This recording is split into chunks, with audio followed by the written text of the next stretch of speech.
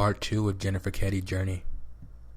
Welcome to 9 Point Started With a Dream podcast. Our goal is to showcase the stories of athletes and the community that supports them by being authentic about their journey. Here's your host, Jacoby Gillum. So when did everything kind of change for you?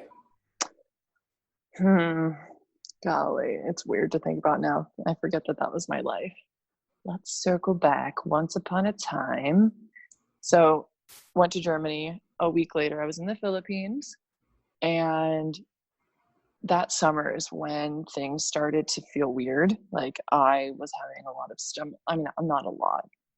It was very secret, actually, like things you wouldn't think about. Like I would have bloating or like a stomach ache. And it was that summer, 2017, that I started to feel weird. So when I was in the Philippines, and then got home for a month, hung out with my family and friends, and then I was off to Wiesbaden, Germany. And I started to notice like little things, but I didn't think anything of it. Like I was going to the bathroom way more than I was before, but I thought that was because I just drank so much water. Stomach issues again, like bloating or, having a stomach ache. Just thought it was changing diet, changing food. And yeah, I think the first time I really should have probably gone to the doctor was when I peed my pants. Again, sorry, authentic. Sorry if it's TMI. No, you're good. It's your story. I was on a date with my actually now boyfriend, and we were in Germany. That's where we met. We were in Germany on a date in October. And yeah, I had to go to the bathroom. And so I went to the bathroom and I had already like peed my pants. And I was like, what the heck? Like, how did that even happen? And that's probably when I should have been like, something's not right. I just peed my pants and I'm 26. Like, that's probably not healthy. How was the date though? Was a good date? Yeah, we had pizza, and I never eat pizza.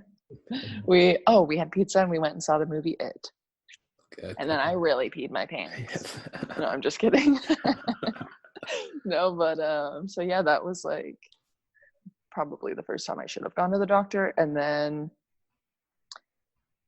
I started, like, my body just started shutting down almost during that season. It was like in November, and let's see what started. I started having shoulder issues, but not just shoulder issues. It was like my body, like my hips started hurting, like my knees started hurting, my shoulder. And I was like, what's going on? Like, I just assumed it was from playing.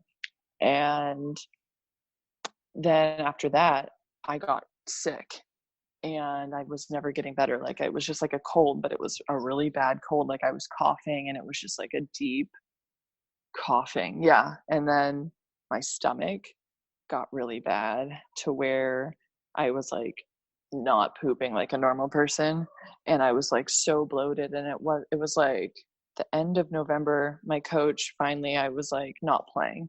Like, he was like, you need to rest, like you need to get better. So I stopped playing for like 2 weeks, and my stomach was like, it was insane. But it wasn't until December 16th, 15th, something around there, we had like our Christmas dinner or Christmas brunch, and I wore like this mini skirt and this funny Santa sweater, but like I put the mini skirt on and it's tight, and I looked pregnant, but I'd never noticed it before because I'm like wearing loose sports clothing and whatever. And I looked pregnant. I was like, what the heck? But there were some other things before that where like I touched my stomach one day and it felt really hard, and I was like, oh my gosh, I have abs now. What a joke. Was not abs.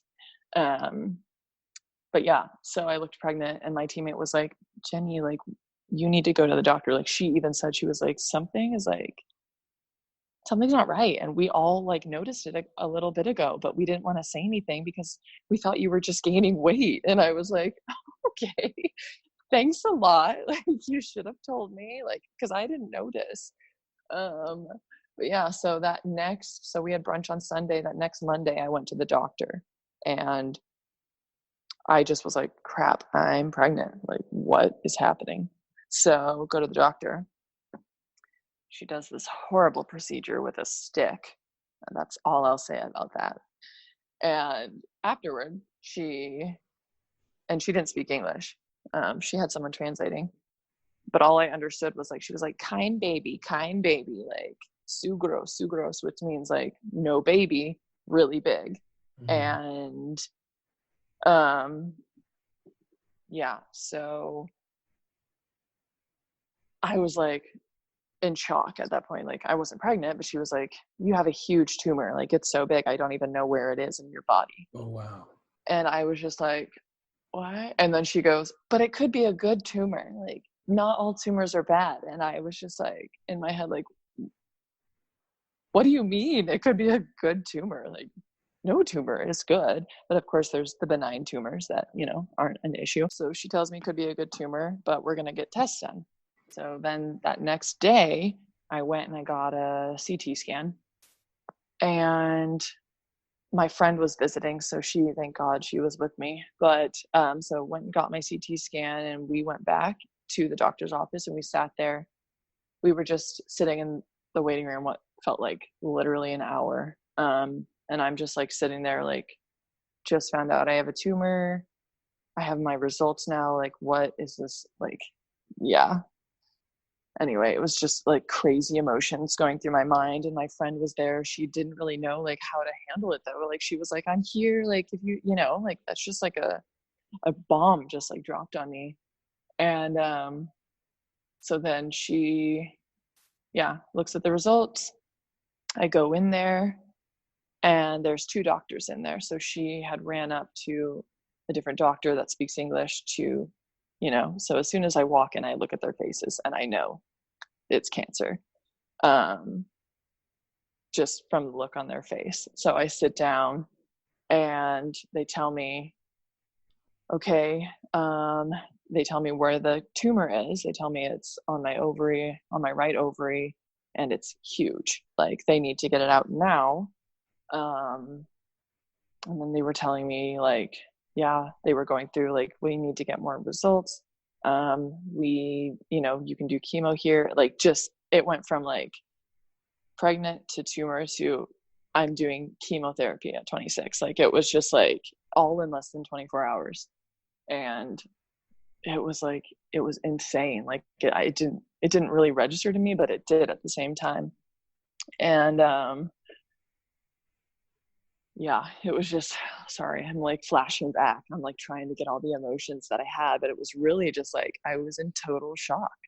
Like, and then they told me like, we need to get this out now. So I'm thinking, I'm like, okay, like, cut me open right here. I don't even need anesthesia. Like, let's get this out of my body. And they told me the doctor's not going to be back until middle of January. And so they were like, it'll be a month before you can have it removed. And I was like, what? Like, oh wow, you just said this needs to come out now, and now I have to wait because doctors are on vacation. So that was like, and then as soon as that happened, obviously I'm reaching out to my family, and the big discussion was, do I stay in Germany and have this all done because I have insurance, or do I go home where my family and friends are and where I can be in like the comfort, and my mom can take care, you know, my mom, she like was freaking out, wanted to take care of me, but they, you know, in the end, they told me it's your decision. Like, we'll come out to Germany when we can, but I mean, you have insurance there, you know. In the end, I decided everything just lined up perfectly, where I was talking to my mom and my insurance didn't end because I was 26. My insurance didn't end until the end of the year. And she was like, okay, let's see if we can get you a surgery. They call the doctor. They can get me into surgery on the 26th. I was like, okay, well, can I get a flight home in time? Because now I think it's the 18th or 19th. And they were like, Jenny, there's a flight on the 21st. There's one seat left on the plane. And I was like, that's a sign. That's for sure a sign. So I fly home. Like, this was in like less than a week. All of this happened. So I fly home. I'm in California for about 2 days, and then I fly to Montana. And on Christmas, I drive to Billings, Montana, which was like a 5-hour drive from my home. And then I was supposed to have surgery at 10 a.m. on the 26th. So I wake up and I'm sorry, am I talking too much? No, It's a no, really long story. no. Like I'm all ears. So yeah. Okay. Okay. I'm sorry. No, Um, yeah. So morning of the 26th, wake up at 7 a.m. with my mom to go to the doctor. Like, I don't know. The surgeon doesn't know me. I don't know him. He just saw my scans and he was like, okay, like this is an emergency. So go there, check in. He does an exam, which, oh my gosh, if I'm being completely honest, and no, that's too much information. I'm sorry. You're right. So, no, no one wants to hear this. don't hold back. It's all good. He does an exam and then he does a surprise exam where, anyway, okay, I'm just going to say it because it's part of the story and it's like kind of funny. Don't know him, does an exam. Then he does an exam where he sticks his finger up my butt and I did not expect it. And I was like, okay, that's good. And afterwards, he was like, okay, we're going to take more scans and more blood tests because there's definitely something wrong in there. And I was like, okay, well, like, do you want to get married now? Like, and he laughed. So that was good. He had a sense of humor. Yeah. But yeah, it was just like, it was crazy. Like, Everything was just happening. You're just like, yeah, I'm like, okay, I guess I'm just like here for you guys to mess around with. But yeah, so he does the exam. Then he tells me to go get a CT scan and blood results. So I go do that. And at this point, the surgery is postponed because they don't know what kind of cancer it is. It could have been lymphoma. It could have been ovarian. And he was like, or first when I walked in there, he was like, we're not sure it's cancer. You know, we can't tell from the scans because the scans from Germany, like we can't really read them on our computer. So let's go get a different scan. Get the scan, come back. He tells me, okay, it's cancer. And I remember saying to him when he told me it might not be cancer, I remember saying to him, like, look, I've already accepted that I have cancer. So please don't tell me that I don't have that I might not have cancer, because then I'm going to go back and, you know, I don't want to have empty hope. Like, I'm the type of person that I'm going to expect the worst and be prepared for it mentally. And then if it is better than I expected, that's great. But I told him, I said, please don't tell me I don't have cancer until you know 100%. He was like, okay, I respect where you are. That's a really healthy place to be, because a lot of people come in and they're like, I don't have cancer. And then they do have cancer and it's like a horrible thing. So yeah, get the scan, come back. He tells me, okay, so it is cancer, but it could be lymphoma, which would be good. Then we just, you know, do some chemotherapy and that's fine. And, you know, there's obviously more to it, but like this would be good. Then we don't have to do surgery. And then he goes, or it could be ovarian, which is not a good, you know, that's a tough cancer to have.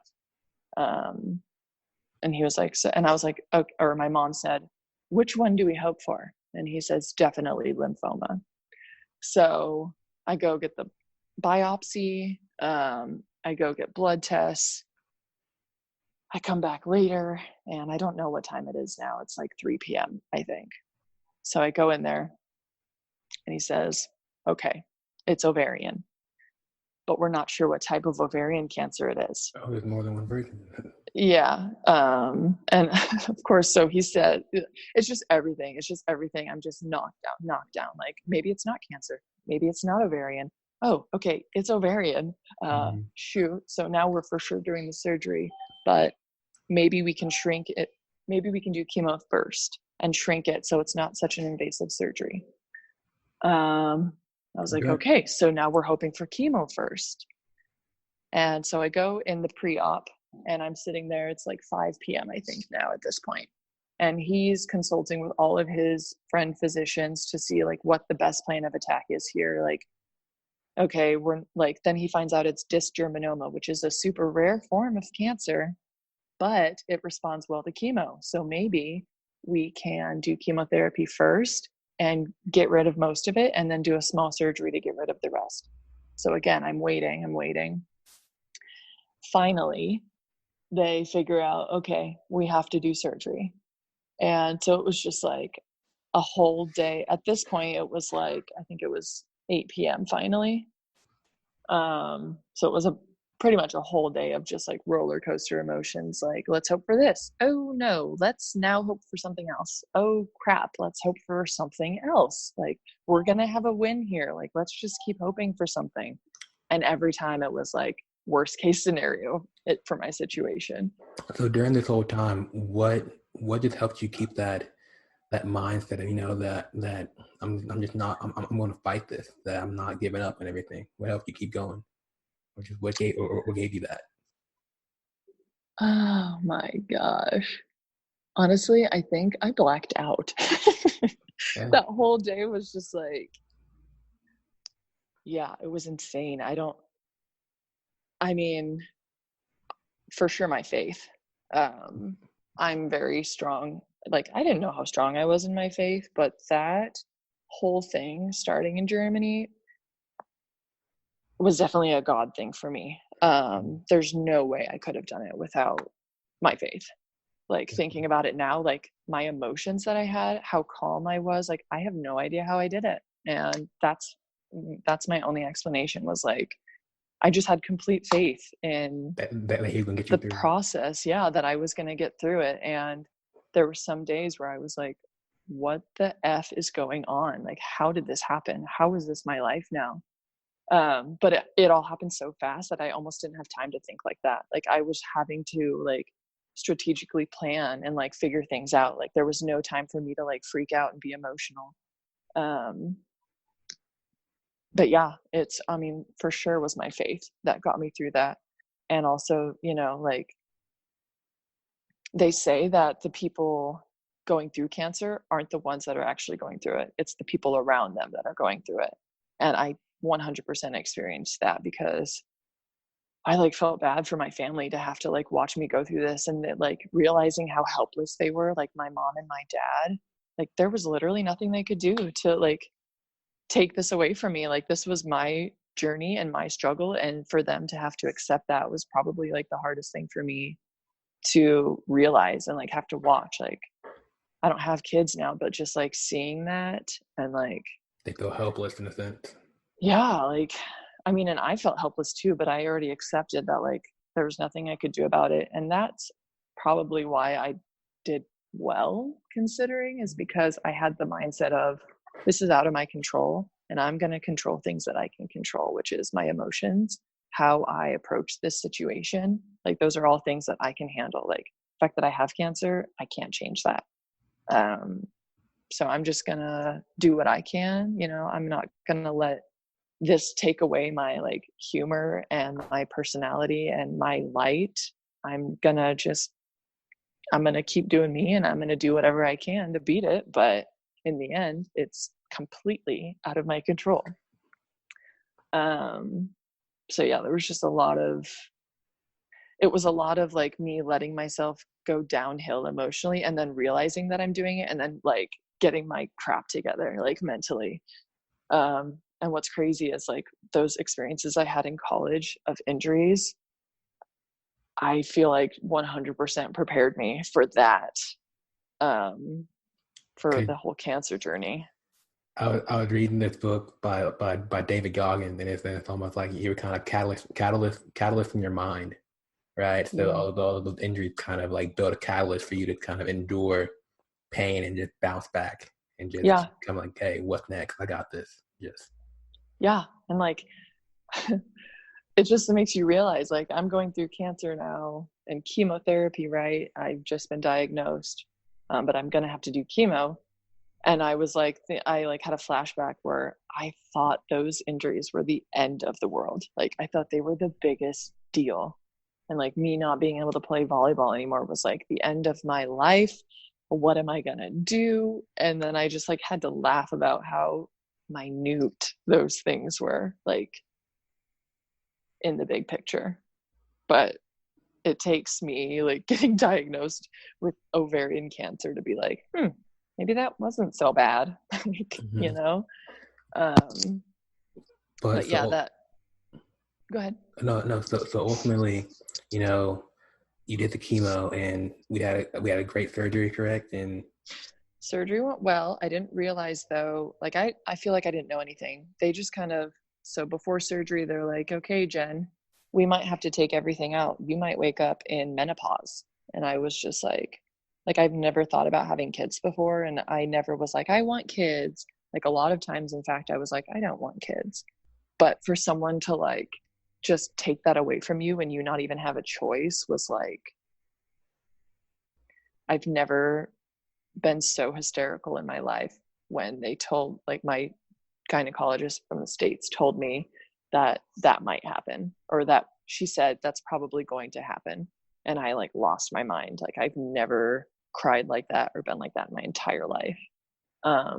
But just to like hear that you don't have that choice was like horrible. And so I had kind of already mentally prepared for that.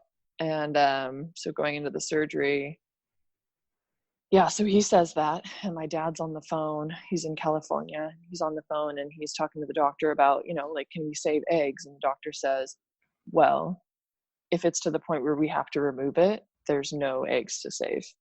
And so my mom, I'll never forget this. It was like, yeah, my mom says to my dad, okay, like she's about to go into surgery. Do you have anything that you want to say? And there's a long pause. And at this point I had been doing pretty well as far as like the tears go. Like I would start to tear up and I'd be like, no, I can't cry. And my mom would be like, no, like you can cry. You don't need to be strong. And I'd be like, no, I'm not. Like I was so like stubborn, whatever. But yeah, so my dad, he starts choking up and can barely speak. And he says like, I love you. We're all here for you.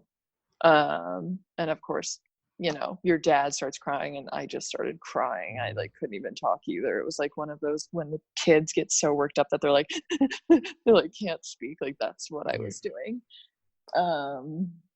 And yeah, so went into surgery, woke up, and the doctor, I don't remember anything because I was on so many drugs, but I just wake up and he puts his hand on my leg and he's like, well, you still got an ovary and a uterus. And I just remember being like, like smiling, like, so yeah, had a good surgery and then went up to the hospital room and I stayed there for about 2 days. I was just so stubborn. I told them the next morning, I was like, when can I go home? Get me off the pain meds. So they slowly started taking me off the epidural that I got. And yeah, I went home, I think in 2 days. My scar is probably like that long. It's like probably a foot long. But yeah, so good surgery. And I just wanted to get things going. Like I started chemotherapy 2 weeks later. They said I needed recovery time because obviously I have a huge scar and incision on my stomach. And, you know, you start chemo, you're probably going to throw up a couple times and that's not good for my incision. And also the immune system issue. My incision would still be wide open, you know, ready for any infection to come in. So they want to give you like a 2-week break. So I did the 2-week break and then I started chemo and that was a whole nother journey. That's the journey. So once you got past the surgery and you were like, I'm past this phase of this journey. What was it ever in your mind of, you know, like how to the rest of my life look? No, honestly, that point I was like, the only thing that was on my mind was just like being alive. Like I have one job and that's to stay alive. Like it goes back to your teammate, Jenny, you have one job. Yeah, Jenny, you have one job. And I was like, I literally was like, Jenny, you have one job and that is to be alive. That is to do chemo. Like this is the part of your life and that's all you need to focus on. And so that's what I did. I was just like taking chemo one day at a time. I had no idea what to expect other than losing my hair and throwing up all the time. Like that's what I knew about chemo. But yeah, I just would go, and I was so determined to not let cancer and chemotherapy like dictate what I did and like the choices I made and like who I was. So I worked out every day. I did what I could. You know, some days I couldn't do that much, but other days I was in there on the treadmill. I was doing heavy lifting. Like it was great. I felt great. But I couldn't do what I normally could because I had an incision. I couldn't, you know, be too intense. And that was hard for me mentally too. And that was a whole nother thing. Oh my gosh. Now that I'm like going back to my feelings, I'm like, golly. But yeah, I mean, I was just so determined to not let it affect me and like ruin who I was. Even like the whole hair thing. When they first told me I had cancer, the saddest thing was I literally immediately was like, oh my gosh, I'm gonna lose my hair. And it took me like a minute to realize, what? You're gonna lose your hair because you're trying to like stay alive. Like that is the least of your worries. So I ended up doing all this crazy stuff to my hair that I would never do before, because I figured, I might as well, like, why not have a little fun with it? So my hair was down to like my butt almost, and it was just completely curly. And then all of a sudden I cut it to about my shoulders. I shaved one side to be like a ninja, or I don't know what I was doing. And then I dyed it all these crazy colors. And then as soon as it started falling out, I shaved my head. And then from there, I just went to, a buzz cut to absolutely no hair at all, like zero. So that was, it was insane. But I never lost my eyebrows or eyelash though. They were on fleek. They were super fleeky. My eyelashes were insane actually. And they did end up falling out, but it wasn't until I was done with chemo that they fell out. But yeah. So how did the whole process, like, because I don't know a lot about the whole cancer process. So how did it overall like get resolved, or how did the overall just get all cancer out again and such? Well, I had amazing doctors and nurses. That was like, it blows my mind to this day still, like what the surgeon did for me, that in one day, that in Germany it was going to take them a month and a half to do tests and everything that my surgeon did in one day. So that was amazing. And I didn't realize it, but I had like stage 3C ovarian cancer, which if it would have been in my lungs, it's stage 4. So I pretty much had stage 4 cancer. And I didn't realize that until like 2 weeks into chemotherapy. And I didn't realize how dangerous my surgery was until like 2 weeks into chemotherapy. And then they told me all of this and I was like, how did I not know? But they just, my chemo was heavy. I didn't have any weeks where I wasn't doing chemo. I had weeks where I was Monday through Friday for 5 hours a day doing chemo. And then the next week I would have one day where I did chemo. And then the next week I'd have one day that I did chemo. And then the next week it was right back to 5 days. So it wasn't like it wasn't a easy regimen, that's for sure. But they told me at the beginning when we were talking about chemo, they said, like, this is going to be intense, but we're trying to kill this thing. You're young, you can handle it. Like, and I was like, let's do this. Like, I'm trying to get rid of this too. Like, can we do it right now? Help me help you. Yeah. And it was like, during chemo, I would, like, on my off days, like my weeks when I just had one day a week, I almost was like, can I just go in and get some extra chemo? Like, can I just like get rid of this? But it definitely taught me patience, because you want something now.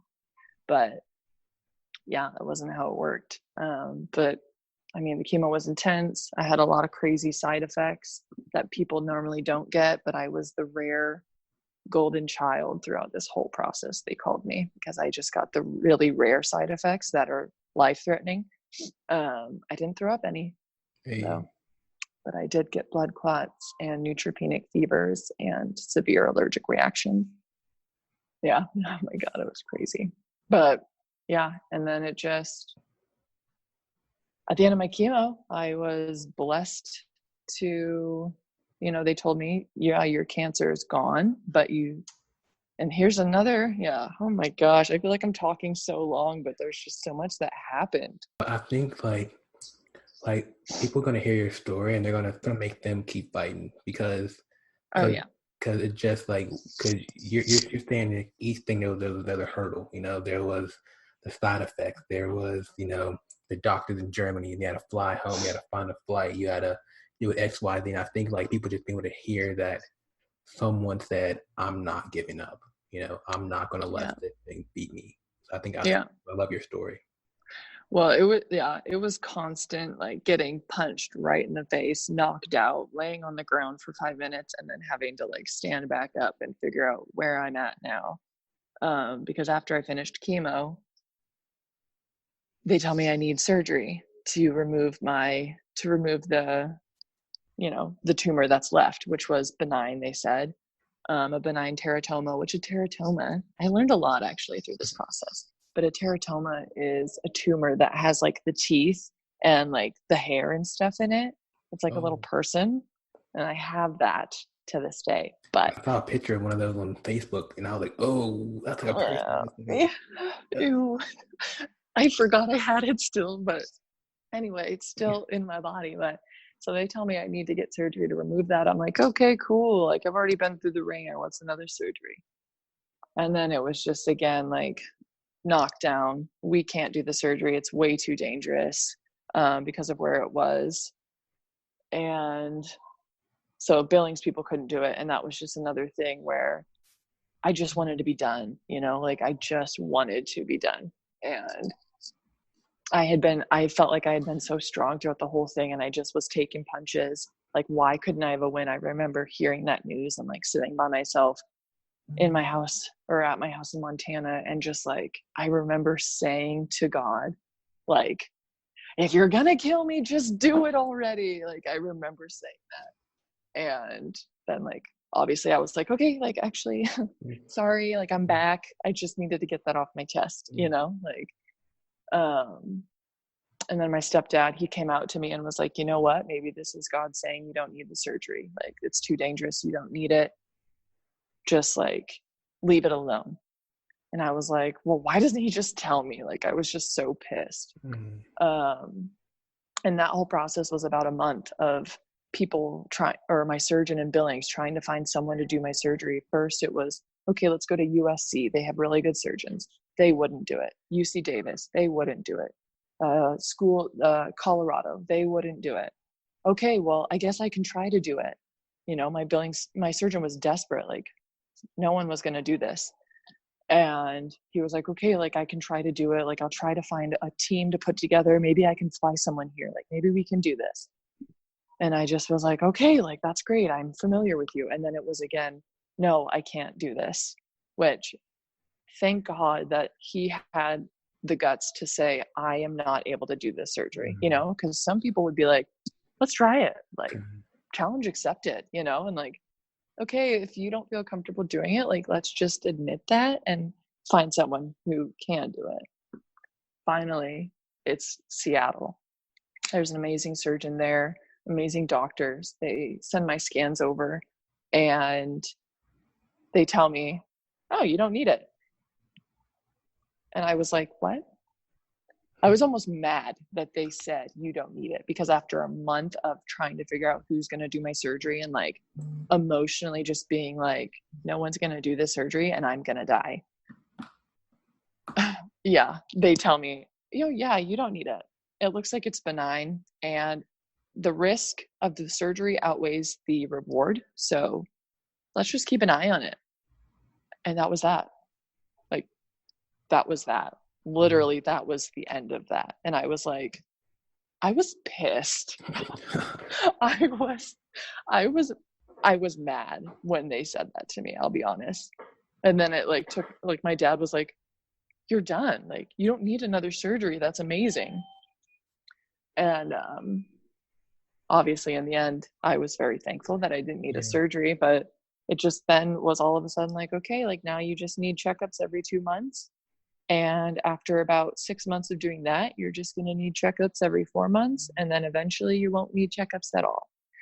And that's kind of where I was at. And that was in May, finally, when they decided that, okay, it looks like you're healthy and time to move on, time to just, it just was so abrupt. Everything was so abrupt in my entire And that was May with 2018? Yes, May 2018. And I mean, I realize, you know, like I'm extremely blessed and lucky to have experienced it how I did. Like people have it a lot worse than I do. And that my whole time during my treatment, during my surgery, it's like some people go in and they have zero hope. Like they don't have the option of chemo because it's so bad, you know, like, and that also is something that kept me going, is like, it could be so much worse than it is. And I knew that you know, my whole journey, I was like, I didn't want it to be for nothing. Like I knew that I was going through this for some reason, whether it was to teach me a lesson, you know, and that sounds so harsh, but like maybe there was something bigger out there for me. Like I'm learning in this process. Maybe I'm inspiring others. I'm motivating others through this process.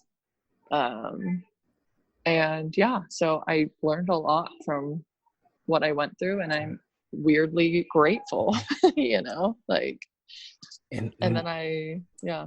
And just, so really it's like, are you at the point now where it's like, what can I overcome? What can't I overcome? Yeah, I'm like, I'm a warrior. Yeah. Holy cow, like throw something at me and I'll laugh and like Wonder take it Woman type on. stuff.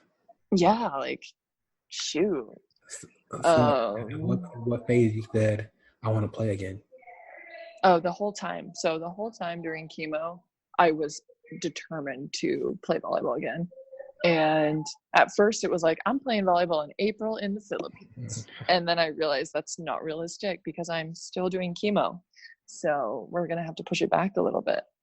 And yeah, it was just after I was done with chemo and with everything, I was like, okay, come August, I want to play again. Like, let's do this. Obviously it was a little pushed back and I didn't start playing until December, but I was able to play again and a team wanted me, and it was, yeah. So, I mean, that was my goal. That was like the light at the end of the tunnel, was, you know, playing volleyball again and finishing that season wherever it would be. Finishing that last season was like my goal. And that's what kept me like working out and training and like doing all of these things during chemo. So, yeah. Man, you're a beast. Thank you. No, it's like, it's just like, and I hope anyone listening, whether you're an athlete or you know, or not, just to hear how, even though it was tough, you know, even when there was moments where you're probably like, man, this is my life right now. But you kept saying, I'm gonna fight through this. I'm gonna be like the uncommon. You know, I'm gonna be that one that showed you that it's all possible. Yeah. Also, I like to pump myself up sometimes in the mornings before chemo. I'd be like, you know what? I'm going through this because I can, because I have the mentality, I have the will, the strength to do this, and other people don't. So I'm the one who has to do it, and that's fine. Like, and then I'd go get chemo, like, juice me up, like. Yeah. But yeah, I mean, things that are worth anything in life, I truly believe, like, they're not going to be easy. Like, and sometimes the hardest lessons are through, like, they're the best things in your life, you know? Like, I feel like I've completely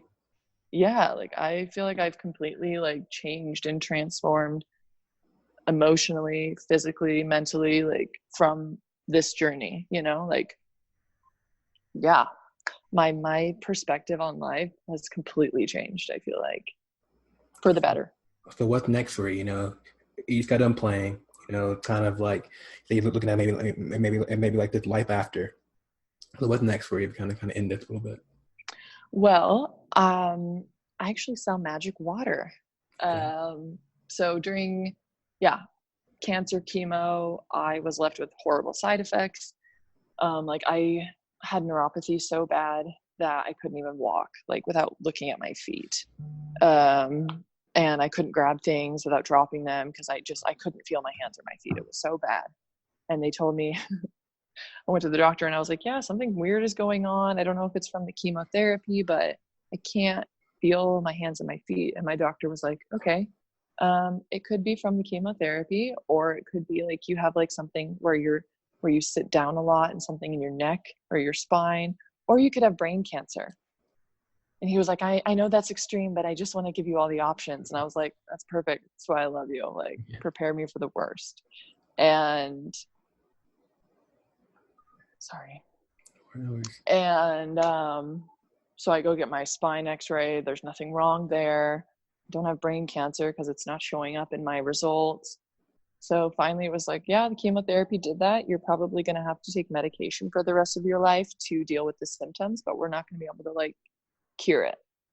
I was like, well, I'm going to do anything but take medicine anymore. Like after chemo, I just wanted to do a complete detox and get all of that out of my body because, you know, like you go through chemo and the first thing they tell you is, just so you know, like this chemo could cause different cancer. And you're like, okay, that's great. Mm-hmm. Like, because it stays in your bones or it stays in your body, you know, like 4 months of that, it's just, your body's just going to suck it all in. Right. So yeah, after I finished chemotherapy, I reached out to a friend and I invested in my own Kangen water machine. And after a week of drinking it, all of my side effects, migraines, vertigo, fatigue, brain fog, everything was completely gone. And at that point, I was like, you know what? This is what I want to do. I'm going to sell these machines to people who are struggling with health issues, just like I was, that have no hope to heal or get better. But it's also, I mean, it's literally everyone drinks water. So it's not just for sick people, it's for the entire world. And that is where I'm at now. That is my goal. So yeah, I just like the whole time I was like, I want to help people. I want to help people. How can I help people from what I've experienced? How can I reach them? Like, how can I help them? Like, and that this like fell into my lap and I was like, this is definitely how I can do it. So yeah.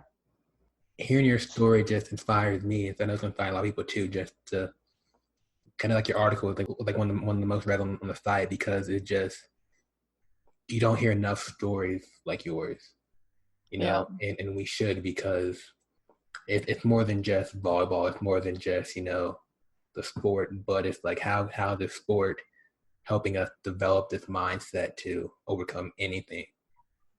And you're a prime example of that. So, well, thank you for saying that. No. But yeah, you can definitely learn a lot from playing sports. That's for sure. And being on a team, yeah, it's crazy, but you don't realize how much you learn until afterward. And then you're like, I would not, like, maybe I would be completely different. Maybe I wouldn't have handled it this well if I didn't play sports. You know, I didn't go through all of those things before in my life, all of those surgeries. Like, if this was my first major setback, like, I don't know if I would have handled it as well, you know? So yeah, it's definitely, that's just crazy. All right, so last question for you. So where are you at? Social media, websites, anything we kind of mentioned right now? I wrote a blog during my cancer journey, but I actually stopped writing it because, like, spoiler alert, I kind of want to write a book. I told you about that earlier. Also, if anyone steals that name, I'm coming for you. I know it's a good name, but try to think of your own. No one likes a copycat. But yeah, so I like kind of stopped writing my blog because I wanted to write a book. But I do have a website. It's called bold, bald, and beautiful.weebly.com. Instagram, Facebook, Twitter, which I don't really tweet, but I should because I have a lot of funny things to say. But yeah, I'm probably going to make a website of my own for fitness, health, and water purposes. So, but that's future. That's to come later. Awesome. Yeah. I'll bleep out the book name, so we'll keep it, you know, so no one. My guy. I got you, fam. I got you. Thank you. I appreciate you. Hey, no worries. Hey, Jennifer, thank you so much for coming on. Like, I keep saying this a lot, but I'm glad I'm connected somehow. Like, I'm glad it was that DM, you know, and so much respect for what you're doing. I don't believe in accidents. I totally think this was like, set up perfectly. So Yeah, thanks for having me. Thanks for reaching out. This has been Definitely. cool to share my story. Yo, thanks for listening to this episode of the 9 Point Started With a Dream podcast. If you enjoyed this episode, please comment, share, leave a review. We would love to hear your thoughts. You can find more athlete-driven content at 9point.com. Till the next episode, you're only one opportunity away. Peace.